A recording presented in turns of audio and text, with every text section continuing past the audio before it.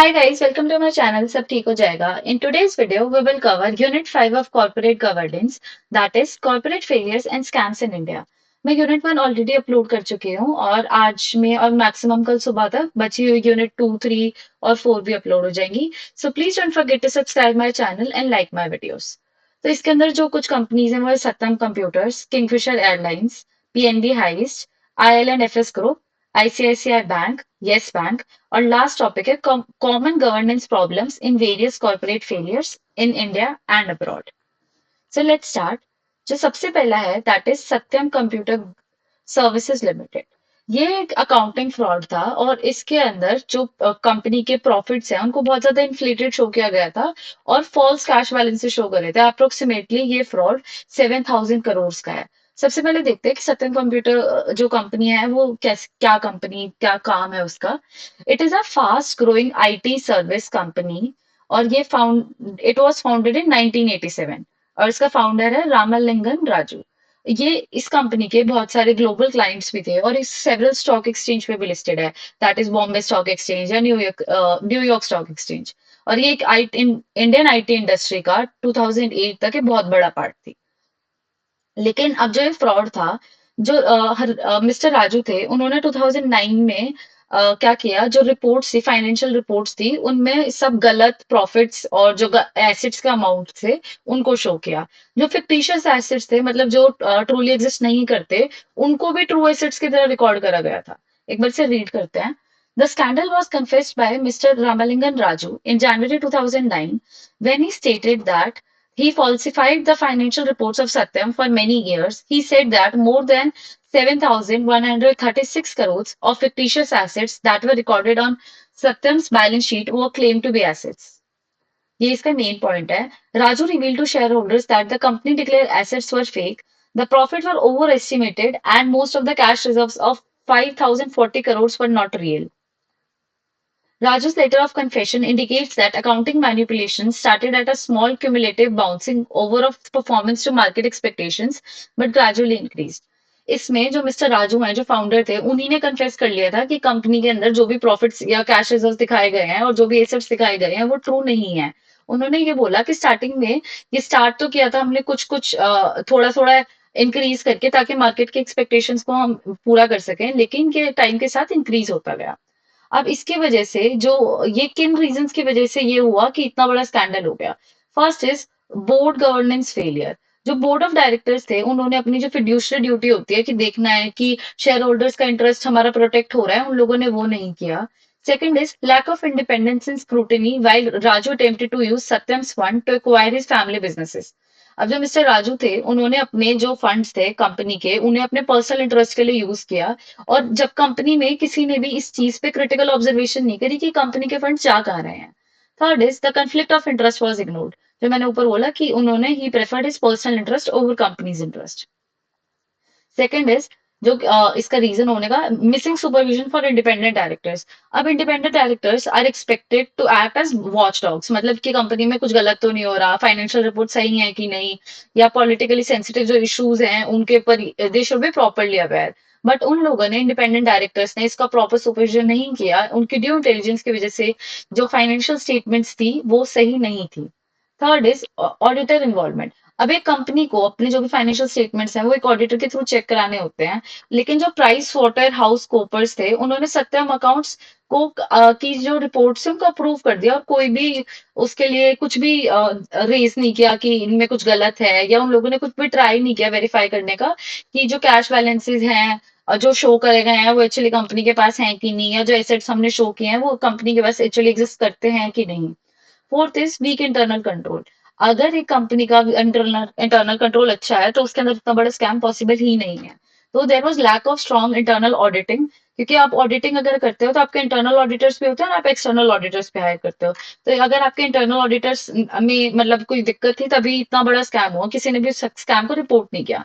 Ineffective internal control in accounting and financial reporting, and there was no safeguards to catch false entries और inflated revenues. Fifth is ineffective regulatory oversight.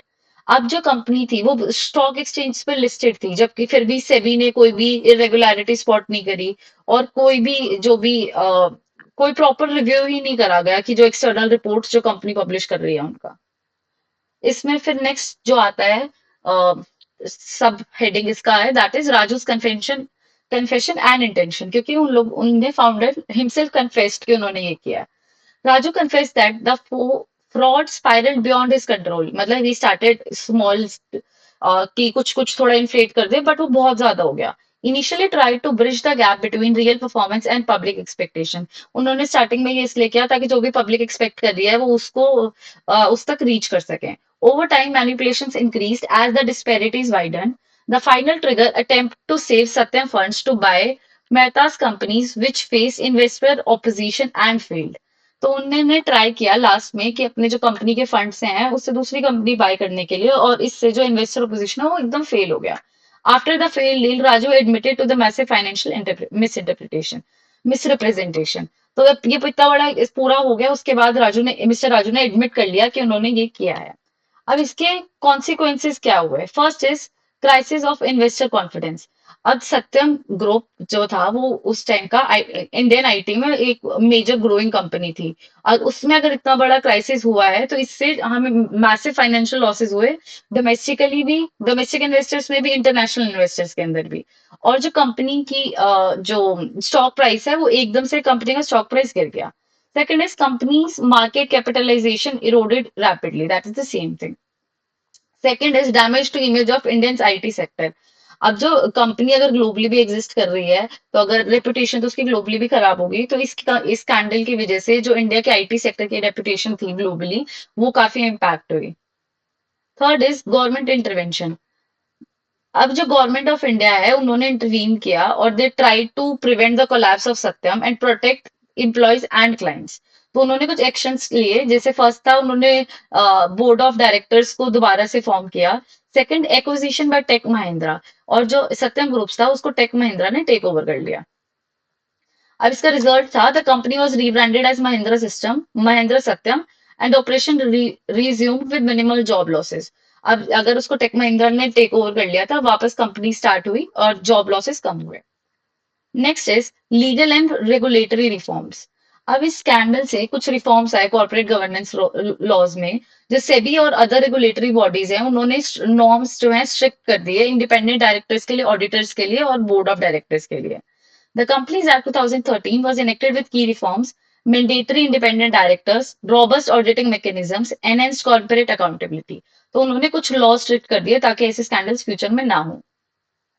फिर जो legal actions क्या लिए गए, mister Raju को arrest कर लिया गया और उनको फ्रॉड के लिए उन पे चार्जेस फाइल करे गए। He was found guilty in 2015 by special court under Indian penal act. अब उन पे जो चार्जेस लगे थे वो थे फ्रॉड, फॉर्जरी और criminal trust of breach, and he was sentence 7 years of imprisonment. अब इससे हमने क्या क्या लेसन लर्न करे? First is board intelligence and vigilance, कि जो बोर्ड ऑफ डायरेक्टर्स हैं उनको फ्रीडम होनी चाहिए ताकि वो मैनेजमेंट के ऊपर चेक रख सकें। They should evaluate the merits of proposals including those which are likely to create conflict of interest और which will place the share holders interest at some risk. तो they should be act independently.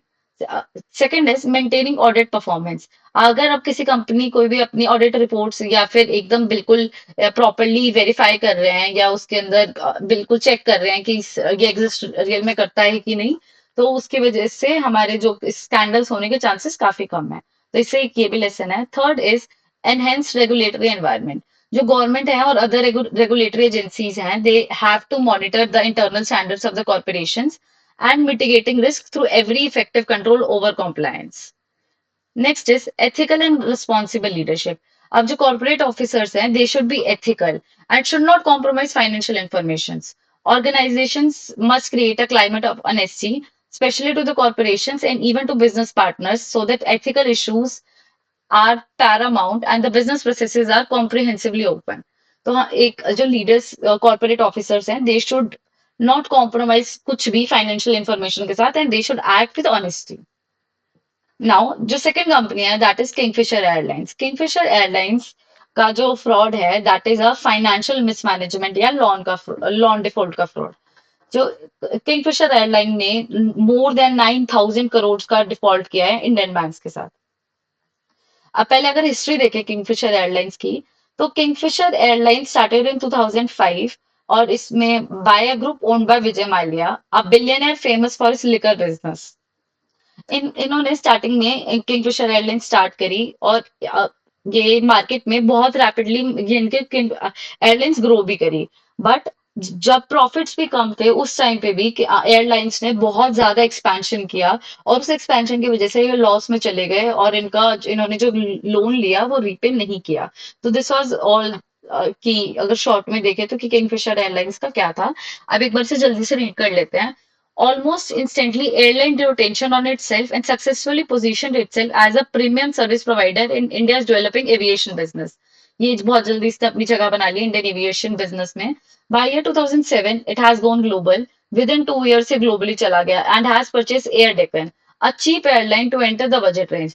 अब company के पास funds नहीं थे और वो जो एंटर करने के लिए वो अच्छे जो एरोप्लेन है उन लोग को भी नहीं ले रहे थे, उन्होंने एयर डेक्कन लिया जो कि एक चीप एयरलाइन थी। But its growth and popularity were impressive. Profit remained a challenge for Kingfisher. As of 2012, the company owed more than 9,000 crores in debt. Its license was suspended by the Directorate General of Civic Aviation, which was based on mounting losses, loan not repaid, and dissatisfied employees. इनका जो licence था वो भी suspend कर दिया गया था क्योंकि लॉसेस बहुत ज्यादा थे, लोन्स रीपे नहीं कर रहे थे और एम्प्लॉय सेटिस्फाइड नहीं थे क्योंकि उनकी सैलरीज प्रॉपरली नहीं आ रही थी। अब इसका सिग्निफिकेंट गवर्नेंस फेलियर्स इन किंगफिशर एयरलाइंस किस किस रीजन की वजह से ये हुआ। First is irresponsible financial activities. अब इन लोगों ने बहुत ज्यादा लोन लिया और उस लोन को ये लोग नहीं रिपे कर पा रहे थे, जो पहले वाला लोन क्लियर नहीं हुआ है उससे पहले एक और नया लोन ले लिया। तो there was heavy reliance on डेप्ट to fund operations, expansion of fleet and services. Most loans were taken from Indian public sector banks. No concrete repayment plan, leading to defaults in payment to bank, employees and suppliers. तो इनका पास कोई भी plan था ही नहीं कि हम अपना जो लोन हमने लिया है वो हमें वापस कैसे रिपे करेंगे। इसमें जो इसका पॉइंट बी है that is poorly executed acquisition of Air Deccan. ये हमने भी ऊपर भी पढ़ा कि बजट कंस्ट्रेंट्स की वजह से इन्होंने एयर डेकन को ले लिया ताकि अपना इस शेयर मार्केट में एक्सपैंड कर सकें। लेकिन इसकी वजह से बहुत ज्यादा डिफिकल्टीज आई क्योंकि इसके अंदर जो उनकी कॉस्ट थी वो और ज्यादा ऐड हो गई और उसमें फाइनेंशियल बर्डन इंक्रीज हो गया। सी इज इनएफिशिएंट कॉस्ट स्ट्रक्चर। अब जो थी इसकी हाई ऑपरेशनल कॉस्ट थी, फ्यूल था, मेंटेनेंस थी और वो जो रेवेन्यू से जस्टिफाई नहीं हो पा रहा था। लेकिन उसके बाद भी कंपनी ने इन्वेस्ट करा लग्जरी सर्विसेज में और एमिनिटीज में, फाइनेंशियल स्ट्रेन होने के बाद भी। Second is board governance failures. अब इसमें भी वही चीज सेम चीज आती है जो हमने सत्यम ग्रुप्स के अंदर देखी कि बोर्ड ने कंट्रोल दिख प्रॉपरली कंट्रोल किया ही नहीं, उन्होंने देखा ही नहीं कि फाइनेंशियल और जो ऑपरेशनल एक्टिविटीज हैं वो प्रॉपरली हो रही हैं कि नहीं, और इंटरनल गवर्नेंस बिल्कुल कम था। These vague ownership structure and promoter dominance. Vijay Mallya का बहुत ज्यादा बोर्ड्स के डिसीजन पे बहुत ज्यादा इम्पैक्ट था, इसकी वजह से प्रॉपर डिसीजंस नहीं लिए गए। Third is undisclosed conflict of interest. Mallya का विजय माल्या जो थे उनका डुअल रोल था यूनाइटेड ब्रूरीज में और किंगफिशर एयरलाइंस में। इसकी वजह से एक कॉन्फ्लिक्ट क्रिएट होता है कि उन्होंने अपने पर्सनल इंटरेस्ट और कंपनी के इंटरेस्ट को डिफरेंशिएट नहीं किया। Next is lack of risk management framework. अब there were no mechanisms to manage key financial risks. इसके अंदर फ्यूल प्राइसेस भी थे और there was no contingency price for liquidity crisis, कि अगर कोई कंपनी अगर जस्ट इन केस बंद हो रही है तो फिर कैसे अपने एसेट्स लिक्विडिफाई करेगी या एम्प्लॉयज को कैसे पे करेगी। नेक्स्ट इसमें आता है रेगुलेटरी कॉम्प्लायंस फेलियर्स। अब फर्स्ट है non payment of statutory dues. अब इन्होंने जो they defaulted on operational payments of banks की, एयरपोर्ट्स की, एम्प्लॉयज की और फ्यूल सप्लायर्स की, जिसके जिसके अंदर इनके टैक्सेस भी आ गए और इनके जो एम्प्लॉय प्रोविडेंट फंड थे इन्होंने वो भी पे नहीं करे। He is mismanagement of loans. अब लोन्स थे जो पब्लिक सेक्टर के वो they started becoming non performing assets. Lenders were later found to have conducted inadequate due diligence. अब जो भी जिन लोगों ने भी इन्हें लोन दिया किंगफिशर एयरलाइंस को, उन्होंने प्रॉपरली इन पे रिसर्च नहीं करी कि ये रीपे कर भी पाएंगे कि लोन नहीं, या इनके फाइनेंशियल स्टेटमेंट में जो भी ये लोग शो कर रहे हैं वो सही है कि नहीं। Fourth is operational mismanagement. First is poor fleet and route planning. अब जो डिसीजन मेकिंग था, फ्लीट और रूट जिस जो भी होंगे वो इनकंसिस्टेंट था और पुअरली एग्जीक्यूटेड था। और second is unviable international expansion. हमने देखा within 2 years the company started expanding in international markets, that is too quick for a company कि पहले उसको एक जगह स्टेबिलिटी बनानी चाहिए, जबकि उसके डोमेस्टिक ऑपरेशंस भी अनस्टेबल थे, उससे पहले उसने इंटरनेशनल मार्केट में टैप कर दिया। C is employ and labour issues. अब जो जैसे जैसे डेप्थ बढ़ रहे थे वैसे वैसे जो एम्प्लॉय डिससेटिस्फैक्शन है वो ज्यादा बढ़ रहा था। सैलरी डिलेज होने लगे पायलट्स के, इंजीनियर्स के, केबिन क्रू के, और इसकी वजह से वर्क फोर्स इंस्टेबिलिटी आ गई। अब इससे इफेक्ट्स क्या हुए, जो हमारे किंगफिशर एयरलाइंस का कोलैप्स हुआ, इससे क्या इफेक्ट्स हुए? First is losses to banks. अब जो किंगफिशर एयरलाइन ने लोन लिए थे वो बन गए नॉन परफॉर्मिंग एसेट्स, क्योंकि वो उनको रिटर्न नहीं कर रहे थे। और जो इंडियन पब्लिक सेक्टर बैंक्स हैं उनको बहुत ज्यादा रिस्क लॉसेस फेस करने पड़े। Second is impact on Vijay Mallya. जो विजय माल्या है वो बहुत एक सक्सेसफुल एंटरप्रेन्योर की उनकी इमेज थी, बट उनको अगर इतना बड़ा स्कैंडल होगा तो उनको ऑब्वियसली रेपुटेशन इश्यूज आएंगे। Second is he face legal battle and allegations of fraud and misappropriation. फिर उसके बाद आता है कि एविएशन इंडस्ट्री कैसे डिसरप्ट हुई इसके वजह से। तो इसकी वजह से बहुत ज्यादा जॉब लॉसेस हुए, जो भी पूरे एयरलाइन के अंदर थाउजेंड ऑफ एम्प्लॉयज थे उनकी जॉब चली गई। और इसकी वजह से जो डोमेस्टिक एविएशन सेक्टर है उसके अंदर भी काफी डिस्टर्बेंसेस आए। इसका मैं पीडीएफ डिस्क्रिप्शन बॉक्स में डाल दूंगी इस नोट्स का, सो आप उसको वहां से पढ़ सकते हैं। मैं एक बार शॉर्ट में आपको एक्सप्लेन कर रही हूँ, फॉर मोर डिटेल्ड एक्सप्लेनेशन आप ये सब क्या तो आप पॉज करके देख सकते हो वीडियो, या वहां से नोट्स देख सकते हो। अब लेसन्स क्या क्या लर्न करें हमने किंगफिशर एयरलाइन से। First is financial management is critical. जो कॉस्ट बजटिंग होती है और जो कॉस्ट कंट्रोल एक्टिविटीज होती है, जो उसको हमें कंट्रोल करना बहुत इंपॉर्टेंट है। हमें अपना जो भी एक्सपेंडिचर और जो भी रेवेन्यूज हैं, we have to maintain a proper balance between them. Second is regulatory compliance. कुछ रूल्स और स्टैंडर्ड्स हैं इंडस्ट्री के जो आपको नेसेसरी हैं आपको करने कंप्लीट, जिससे आप लीगल और ऑपरेशनल प्रॉब्लम से बच सकते हो। Third is leadership and governance. Adequate maintenance and management and positive governance structures are important as they facilitate decision making and enabling the organization to go through difficulties. अब जो हमने देखा कि जो विजय माल्या थे, उन्होंने कि जो बोर्ड ऑफ डायरेक्टर्स में भी उनका ज्यादा डोमिनेंस था और उनके ही हिसाब से कंपनी चल रही थी। तो ऐसा नहीं, और जो अगर प्रॉपर गवर्नेंस होता है तो डिसीजन मेकिंग बेटर होती है। Next is PNB heist. PNB heist है, इसका जो स्कैम था वो अप्रोक्सीमेटली 13,000 करोड़ का था। अगर देखिए किस टाइप का बैंक है, तो एक बैंकिंग फ्रॉड है, या जो हमारी एलओयूज है, that is letter of undertaking, उसका फ्रॉड था। अब ये एक कम जो थे, नीरव मोदी थे, वो ज्वेलरी बिजनेस में एंगेज थे।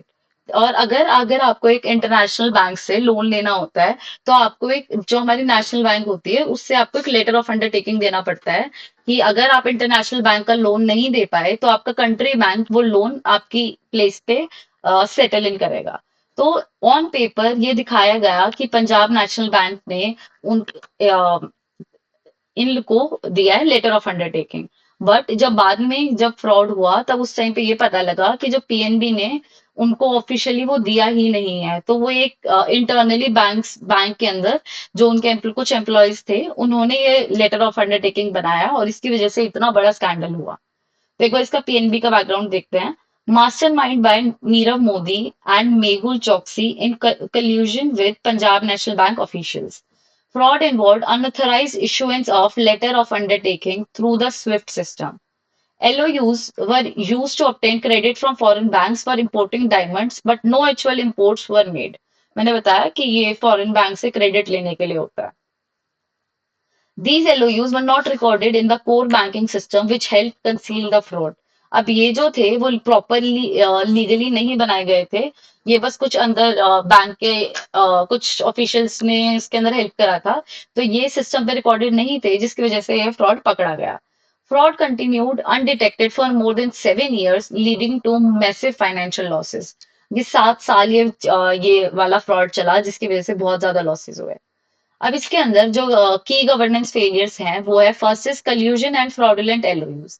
अब जो लेटर ऑफ अंडरटेकिंग्स इशू करे गए वो विदाउट कोलेटरल करे गए, विदाउट इंटरनल अप्रूवल करे गए और विदाउट ड्यू डिलीजेंस करे गए।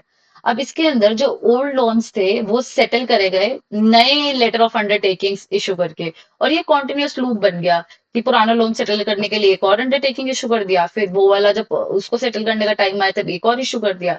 ये एक ऐसे लूप बन गया। These ineffective internal control and audit mechanisms. Internal and external audits fail to detect the irregularities. अब जब पंजाब नेशनल बैंक की जो ऑडिट्स थी इंटरनल और एक्सटर्नल, वो ये irregularity डिटेक्ट ही नहीं कर पाई। Staff manually issued LOUs, avoiding the core system. Lack of branch level supervision allowed manipulation of procedures. अब अगर इतना बड़ा कोई बैंक के नाम पे इशू कर रहा है तो उसके अंदर इंटरनली क्या किसी ने भी उसको सुपरवाइज ही नहीं किया कि बैंक में क्या चल रहा है। Next is regulatory failures.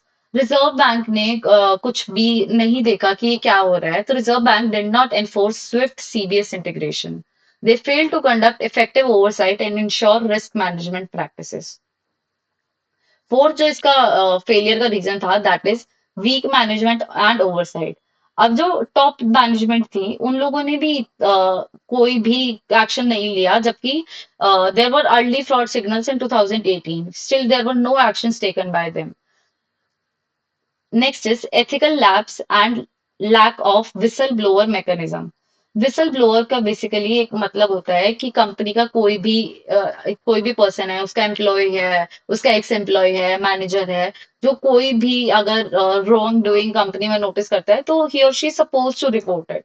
But किसी ने भी इंटरनली ब्लोअर की तरह वर्क नहीं किया, किसी ने भी वॉच डॉग की तरह काम नहीं किया, और there was absence of ethical leadership जिसकी वजह से ये फ्रॉड हुआ। अब इसके इफेक्ट्स क्या है? इसकी वजह से पंजाब नेशनल बैंक को मोर देन 14,000 करोड़ का लॉस हुआ, और भी कुछ बैंक्स थे उनको भी इफेक्ट हुआ। Second is public confidence in public bank sector banks decline sharply. अब अगर एक पब्लिक बैंक में कुछ हो जाएगा तो जो लोगों का इस पे कॉन्फिडेंस और ट्रस्ट है वो तो शेक होगा ही। और लीगल एक्शंस लिए गए नीरव मोदी के against. He was arrested in UK. Choksi fled to Antigua and her assets were seized, उसके सारे एसेट्स ले लिए। Next is collapse of Nirav Modi and Mehul Choksi's business led to job losses. अब जो नीरव मोदी का बिजनेस था वो भी बंद हो गया, और उससे जो उन्होंने जितने भी लोगों को अपॉइंट कर रखा था एज एम्प्लॉयज, उनकी सबकी जॉब चली गई।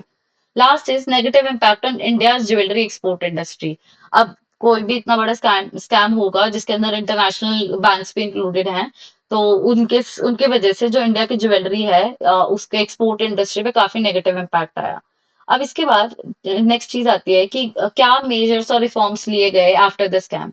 आरबीआई ने मेजर्स जो लिए वो है mandatory integration of Swift and core banking system for all the banks. Swift में मतलब बेसिकली अगर आप फाइनेंशियल, आपको इंटरनेशनल फाइनेंशियल में ट्रेडिंग में कुछ भी करना है तो उसके लिए कुछ मेजर्स हैं, तो उन दोनों का एक इंटीग्रेशन जरूरी है। Next is ban of issuance of letter of undertakings for overseas credit का आरबीआई ने इसको बैन ही कर दिया कि आप इशू ही नहीं कर सकते। और जो इंटरनल और एक्सटर्नल ऑडिट्स हैं उनकी गाइडलाइंस को काफी स्ट्रिक्ट किया गया। और गवर्नमेंट ने मेजर्स क्या लिए? गवर्नमेंट्स ने they make greater accountability of the board members and reforms in risk policies, governance structure and loan disbursement practices. तो जो भी रिस्क पॉलिसीज थी या लोन लोन जैसे भी सैंक्शन होता था उन सबके मेजर्स को थोड़ा चेंज कर दिया गया। Next scam is ICICI bank scam. अगर इस पे बात करें तो ये अगर टाइप देखे तो इसका that is conflict of interest, कि पर्सनल इंटरेस्ट को इसमें ऊपर रखा गया जो कंपनी का इंटरेस्ट था उससे। इसका बैकग्राउंड देखते हैं। The crisis centred around CEO Chanda Kochhar and उसके ऊपर कॉन्फ्लिक्ट ऑफ इंटरेस्ट का केस था। इन 2012 the ICICI bank sanctioned a loan of 3,250 crores to Videocon Group, which has ties to Deepak Kochar, husband of the CEO.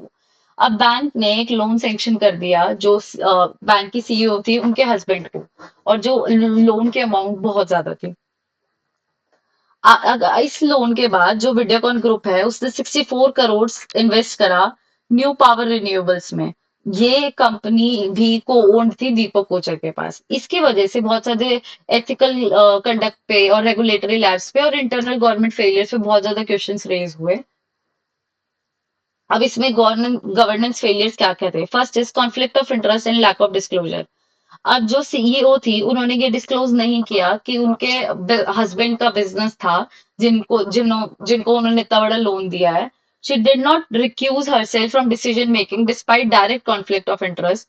उन्हें ये नहीं देना चाहिए था, उन्होंने स्टिल अपने खुद के पर्सनल बेनिफिट के लिए उन्हें लोन दिया। Second is weak oversight by board of directors. अब जो आईसीआईसीआई बोर्ड के लोग थे उन्होंने भी सीईओ को सपोर्ट किया और उन्होंने कोई बहुत ज्यादा इंक्वायरी नहीं करी और कोई भी इंडिपेंडेंट इन्वेस्टिगेशन हुई ही नहीं अर्ली स्टेजेस पर। The board only responded after media pressure और public outcry highlighted the lack of proactive governance mechanisms. Board था उसने रिस्पॉन्स ही नहीं किया अनटिल एंड अनलेस उन्हें मीडिया का प्रेशर आया। Next is lapse in risk management and lending practices. Loan was extended to a financially stressed entity without adequate due intelligence. Demonstrated failure in credit risk assessment procedures. अब अगर एक bank किसी company को इतना बड़ा loan दे रहा है तो it's very important for them कि उससे पहले वो उसका क्रेडिट रिस्क असेसमेंट करे कि वो उसको प्रॉपरली पे कर सकता है कि नहीं, उस पर इतना कोलेटरल है कि नहीं। बट ये नहीं किया गया। Next is failure by external auditors and regulators. अब जो एक्सटर्नल ऑडिटर्स थे उन्होंने भी इस पे कोई भी कंसर्न रेज नहीं किया कि जो भी हमारी ये पार्टी की ट्रांजैक्शन हुई है क्या, कि भी जो भी कन्फ्लिक्ट था उसके ऊपर। और RBI also fail to detect the act on governance failures in a timely manner. Next is lack of ethical leadership and whistle blower mechanism. ये तो एक ऐसी चीज है जो आप हर स्कैम में लिख सकते हो, क्योंकि हर जगह किसी ने भी इंटरनली उसको कहीं भी रिपोर्ट नहीं किया है, जबकि इट्स द ड्यूटी। अगर एथिकल लीडरशिप है किसी भी लेवल पे तो it's their duty to report any type of scam going on in the company या जो भी है वो ऑर्गेनाइजेशन उसके अंदर। और they have to check the situation कि कंपनी के अंदर क्या चल रहा है और थोड़ा सा प्रॉपर ऑब्जर्वेशंस के साथ। अब इसकी वजह से इफेक्ट्स क्या क्या है? First is resign. जो चंदा कोचर थी जो सीईओ थी उन्हें रिजाइन करना पड़ा 2018 के अंदर। और internal probe led by Justice B N Shri Krishna found her guilty of ethical violations and she was found guilty. ICICI Bank revoked all past post employment benefits including servants and stock options. और bank ने उनसे सारे post employment जो भी benefits होते हैं उनको वापस ले लिया। Second is reputation damage. अब जो आईसीआईसीआई बैंक की इमेज थी और उस पे जो लोगों का ट्रस्ट था वो शेक हो गया। और जो शेयर होल्डर्स थे वो भी बहुत ज्यादा डिसअपॉइंट हुए और जो कंपनी के और जो भी बैंक के शेयर प्राइसेस थे और पब्लिक ट्रस्ट था वो काफी रिड्यूस हो गया। Next is regulatory and legal actions. अब इन्वेस्टिगेशंस लॉन्च करी गई सेबी के by SEBI, CBI and ED. और एफआईआर फाइल्ड हुई चंदा कोचर के अगेंस्ट, दीपक कोचर के अगेंस्ट और जो भी लोग उसके अंदर फ्रॉड के अंदर इन्वॉल्व थे उनके against. Next is government reforms at ICICI Bank. अब इस गवर्नमेंट ने क्या रिफॉर्म्स लिए? First is strengthen conflict of interest policies. उन्होंने जो कॉन्फ्लिक्ट ऑफ इंटरेस्ट पॉलिसीज है कि पर्सनल को और जो कंपनी के इंटरेस्ट हैं उन दोनों को अलग रखना है, कंपनी पर्सनल इंटरेस्ट को अपना फेवर नहीं करना है, इसकी पॉलिसीज को ज्यादा स्ट्रेंथन कर दिया। Second is revamped internal control and landing procedures. अब जो भी लैंडिंग प्रोसीजर्स थे उनको उनके लिए और स्ट्रिक्ट पॉलिसीज बना दी। Third is reconstituted board of directors to improve oversight and governance culture। तो बोर्ड ऑफ डायरेक्टर्स को उन्होंने दोबारा से बना दिया। Next is IL and FS group crisis. इसमें 91,000 करोड़ का जो डेट था उसका डिफॉल्ट हुआ। और ये अगर इस पे बात करें तो किस टाइप का ये हमारा स्कैम है? This is a infrastructure financial crisis, financing crisis और गवर्नेंस फेलियर।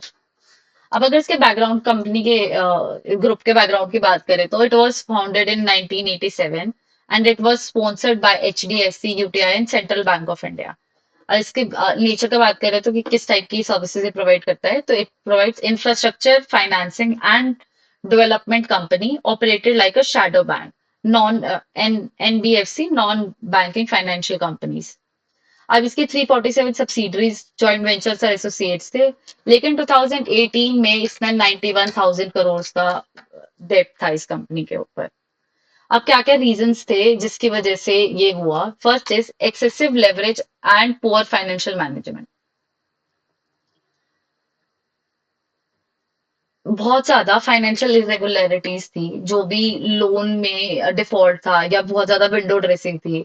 और जो शॉर्ट टर्म बोरोइंग्स थी उनको यूज करा जा रहा था लॉन्ग टर्म प्रोजेक्ट्स के लिए, कि अगर जो बैंक को मेंटेन करना होता है उनको, बैंक जो बैलेंस उनको मेंटेन करना होता है, they were using that short term borrowings for the long term projects. Second is board room failures and lack of oversight. Ineffective board, इसके अंदर कुछ बहुत ज्यादा प्रोमिनेंट नेम्स थे जिन्होंने जो प्रॉपरली काम नहीं किया, और उन्होंने जो they were not even accountable for what they are doing. और ऑब्वियसली अगर पुअर इंटरनल कंट्रोल्स थे तभी ऐसा हुआ कि ना प्रॉपरली रिस्क मैनेज भी नहीं हुआ और ऑडिट सिस्टम भी सही नहीं था। Third is poor governance and conflict of interest. इसके जो सीईओ थे मिस्टर रवि, उनके पास पावर थी फॉर मोर देन 20+ ईयर्स। उन्होंने एग्रेसिव एक्सपेंशन किया विदाउट फिजिबिलिटी चेक्स, और इसकी वजह से जो उनका कॉन्फ्लिक्ट ऑफ इंटरेस्ट था प्रोजेक्ट एलोकेशन में और डिसीजन मेकिंग में, वो रेज हुआ। तो अगर आप बहुत ज्यादा अगर एक्सपेंशन कर रहे हो और आपके पास, आप वही जो हमारा किंगफिशर एयरलाइंस में हुआ था, आप एक्सपेंशन कर रहे हो लेकिन आपके पास जो फंड्स हैं वो नहीं है, तो उसकी वजह से आपके ऊपर डेप्ट इंक्रीज होता जाता है, होता जाता है, होता जाता है। Next is failure of regulatory oversight. RBI ने इतना ज्यादा डेट इंक्रीज हो रहा था उसके बाद भी the non banking financial company को नहीं देखा। और भी मल्टीपल रेगुलेटर्स थे, जैसे सेबी था, एमसीए था, आईआरडीएआई था, इनका भी बहुत ज्यादा पुअर कोऑर्डिनेशन था कि ये लोग फिगर आउट नहीं कर पाए कि क्या हो रहा है। और जो रेटिंग एजेंसीज थी, इनके इतने ज्यादा गलत काम के, इतने ज्यादा डेप्ट होने के बाद भी इनको हाई रेटिंग देती रही, जबकि इनके फाइनेंशियल्स थे वो डे बाय डे वर्सन होते जा रहे थे। Next is impact on financial sector. High exposure of banks and NBFCs का सिस्टम, जो अब जो बैंक्स थे और नॉन बैंकिंग फाइनेंशियल कंपनीज थे उनके ऊपर एक बहुत ज्यादा एक्सपोजर आ गया, और इसकी वजह से जो लिक्विडिटी क्राइसिस था वो भी बहुत ज्यादा इंक्रीज हो गया। और अगर ये सब होगा तो इन्वेस्टर्स हैं जो, उनका तो कॉन्फिडेंस जो शेक हो ही जाएगा इन कंपनीज के ऊपर। अब इसकी वजह से कॉन्सिक्वेंसेस क्या हुए? फर्स्ट इज गवर्नमेंट को इंटरवीन करना पड़ा, और जो इस कंपनी का जो बोर्ड था, बोर्ड ऑफ डायरेक्टर्स को डिसॉल्व करके एक नया बोर्ड बनाया गया कोटक से। Uday Kotak was appointed in 2018 for it. Next is debt resolution, asset sales and restructuring to recover liabilities.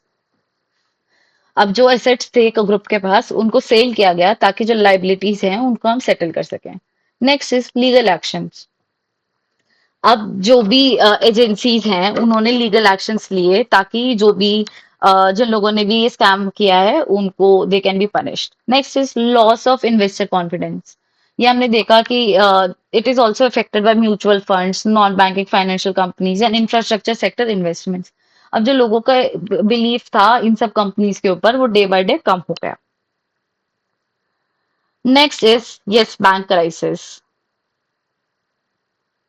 अब अगर बात करें तो इसके अंदर बैड लोन्स या पुअर गवर्नेंस का ये एक क्राइसिस है। और 2014 से 2019 के बीच में जो यस बैंक ने लोन्स दिए वो 334% इंक्रीज कर दिए।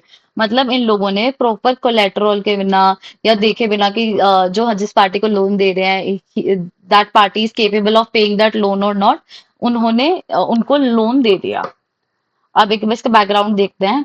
It was founded in 2004 by Rana Kapoor and Ashok Kapoor, rose rapidly using aggressive growth and lending strategies, faced a severe liquidity crunch in early 2020 due to deteriorating operations and rising non-performing assets, resulted in stock price collapse and a governance-backed rescue. Starting में तो बहुत ज्यादा growth हुई उसकी, but 2020 के में इसने बहुत ज्यादा लिक्विडिटी क्राइसिस फेस करे, और एंड में गवर्नमेंट को इंटरवीन करना पड़ा था यस बैंक के उसके अंदर। तो इसके अंदर मेजर गवर्नमेंट फेलियर्स क्या थे? First is faulty lending and risk strategies. इसमें हाई रिस्क लेंडिंग करी, जो गवर्नमेंट लोन्स दिए गए नॉन क्रेडिट वर्दी कंपनीज को, जो जो ये भी कुछ कंपनीज को, कुछ पर्टिकुलर सेक्टर की कंपनीज को, जैसे रियल एस्टेट की कंपनीज, मीडिया की कंपनीज, इंफ्रास्ट्रक्चर की कंपनीज, और इनके ये कंपनीज को लोन दिए गए, जबकि उनका अगर हम क्रेडिट स्कोर या ये सब चेक करें तो they were not capable of repaying that loan. Next is weak risk assessment. अब जो सिस्टम्स थे वो उन्होंने प्रॉपरली बोरोवर की जो रीपेमेंट कैपेसिटी है उसको एक्सेस ही नहीं किया, और इवन देखा भी तो भी से इग्नोर कर दिया। और कुछ ही सेक्टर में हुआ ये, मतलब there was sectoral concentration, over exposure to specific sectors without diversification, increase financial instability. Next is board level governance failures. अब जो बोर्ड्स था, ये मैंने ऊपर भी बोला था कि बोर्ड अगर कहीं इतना बड़ा स्कैम हुआ है तो ऑब्वियसली उसमें बोर्ड, जो बोर्ड ऑफ डायरेक्टर्स हैं, उनकी नेग्लिजेंस की वजह से, या उन्होंने बिल्कुल प्रॉपर ऑब्जर्वेशन नहीं करी या माइंडफुल डिसीजंस नहीं लिए, तो ये तो उनका तो एक मेजर रीजन ये तो होता ही है। Board board failed to scrutinise risky lending practices and credit decisions. उन्होंने क्रिटिकली उसको ऑब्जर्व नहीं किया। They delayed responses to warning signals from auditors and regulators about rising non-performing assets and liquidity issues. उन्होंने जो ऑडिटर्स बता रहे थे उनको, उन रेड फ्लैग्स को भी इग्नोर किया। Next is effect ineffective independent directors. अब जो इंडिपेंडेंट डायरेक्टर्स थे उन्होंने भी इस चीज के ऊपर कोई भी कंसर्न रेज नहीं किया कि पुअर मैनेजमेंट डिसीजंस लिए जा रहे हैं बैंक के साथ, बैंक से। Next point is management and conflict of interest issues. अब जो सीईओ था उन पे ऐसे एलिगेशंस थे कि उन्होंने कॉन्फ्लिक्ट ऑफ इंटरेस्ट किया है। Rana Kapoor involve in questionable transactions, favouritism and lack of transparency. उनको उन पे चार्जेस थे कि उन्होंने जो जिन भी कंपनीज को लोन दिया है उनके साथ उनके ट्रांजैक्शंस मिले और उनका पर्सनल इंटरेस्ट पाया गया। ये क्यों हुआ? ये वीक इंटरनल कंट्रोल्स की वजह से हुआ या फिर ब्रीच इन गवर्नमेंट प्रोटोकॉल्स की वजह से हुआ। D is failures of external auditors and regulators. अब जो एक्सटर्नल ऑडिटर्स थे, they fail to highlight asset quality and risk exposure, क्योंकि जो भी हमारे जो एसेट्स कन्वर्ट हो गए थे नॉन परफॉर्मिंग एसेट्स के अंदर, और जो एक्सटर्नल ऑडिटर्स थे वो इस चीज को बाहर निकाल ही नहीं पाए। RBI was slow to take preventive actions. Regulatory oversight was reactive rather than proactive. तो RBI should be proactive, but उस टाइम पे उन्होंने कोई भी प्रिवेंटिव एक्शन नहीं लिया इस चीज को लेकर। नेक्स्ट इज stake holder and systematic impact. Investor losses. Share holders and bond holders faced heavy losses. अब जो भी शेयर होल्डर्स थे उनको बहुत ज्यादा हेवी लॉस हुए। Government and RBI has to intervene with a 10,000 crore rescue package led by SBI. अब government और आरबीआई ने बीच में आए और उन्होंने 10,000 करोड़ का रेस्क्यू पैकेज बनाया, जो कि सेबी लीड कर रहा था। नेक्स्ट इज, अब इसके कॉन्सिक्वेंसेस क्या हुए? First is management changes and legal actions. सबसे पहले जो राणा कपूर थे उनको सीईओ से स्टेप डाउन करना पड़ा, और बहुत ज्यादा इन्वेस्टिगेशंस हुई ताकि ये पता लग सके कि उन्होंने क्या मैल प्रैक्टिसेस करी हैं और कौन से सीनियर ऑफिशियल्स उसके अंदर इंक्लूडेड थे। Second is governance reforms. अब जो बोर्ड ऑफ डायरेक्टर्स था उसको चेंज करा गया, और जो बोर्ड था उसको स्ट्रेंथन करा गया, ताकि जो रिस्क है वो कम हो जाए और प्रॉपर कॉर्पोरेट गवर्नेंस से कंपनी काम करे।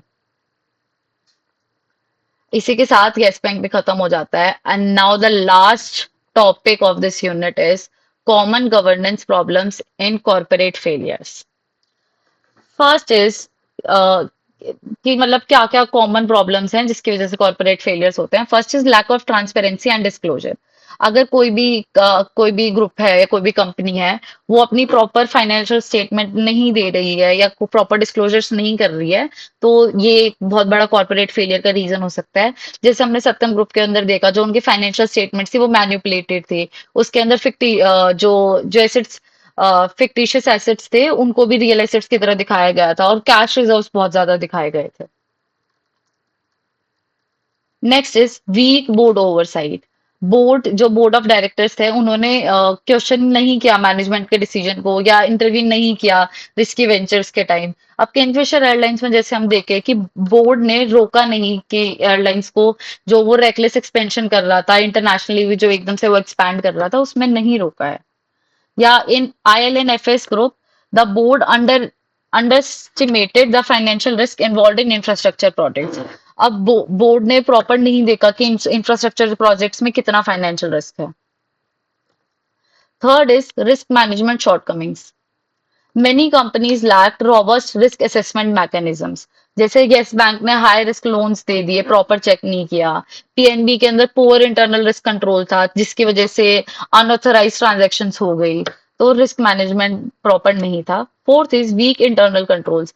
अगर अब इंटरनल ऑडिट्स आपकी इनफेक्टिव नहीं होती, तो अगर उसमें इतना ज्यादा स्कोप नहीं होता कि कोई इतने ज्यादा करोड़ का स्कैम करे, तो ये नहीं होता। अब हमने इसके अंदर देखा कि जो सत्यम ग्रुप के इंटरनल ऑडिट था वो फेल हो गया कि इतना बड़ा फ्रॉड डिटेक्ट करने में भी they failed. Next is regulatory and compliance failures. Regulators are often slow to act और fail to detect violations early. अब हमने देखा कि जो भी रेगुलेटरी बॉडीज हैं जैसे हमारा आरबीआई हो गया, सेबी हो गया, इन लोगों ने बहुत स्लोली एक्ट किया या ये डिटेक्ट नहीं कर पाए वायलेशंस को।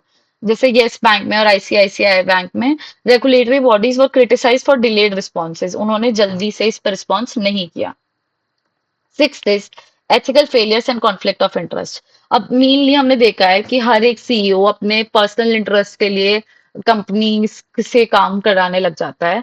तो जैसे सत्यम मैनेजमेंट में मिस यूज किया गया फंड्स का, या फिर किंगफिशर एयरलाइंस के अंदर कि माल्या के मिस्टर माल्या के डुअल इंटरेस्ट थे। एक उनकी जो उनका लिकर बिजनेस था उसके अंदर और एक उनके किंगफिशर एयरलाइंस के अंदर। Next is poor corporate culture and leadership. अब इसके अंदर लैक ऑफ एथिकल लीडरशिप थी कि अगर कोई भी, हमने पहले भी ये पढ़ा है कि एक एथिकल लीडरशिप को फॉलो करते हुए कि कुछ भी अगर कंपनी में कोई भी फ्रॉड हो रहा है या कोई भी आपको लग रहा है कि देयर इज समथिंग रॉन्ग, तो they should report it to the authorities, but ये नहीं किया गया। तो whistle blower mechanisms were either weak और non existent, making it hard for insiders to raise concerns. तो ये था। इसी के साथ हमारा यूनिट 5 कंप्लीट हो जाता है। Please don't forget to subscribe my channel and like my videos, and stay tuned for the coming content of other subjects. Thank you.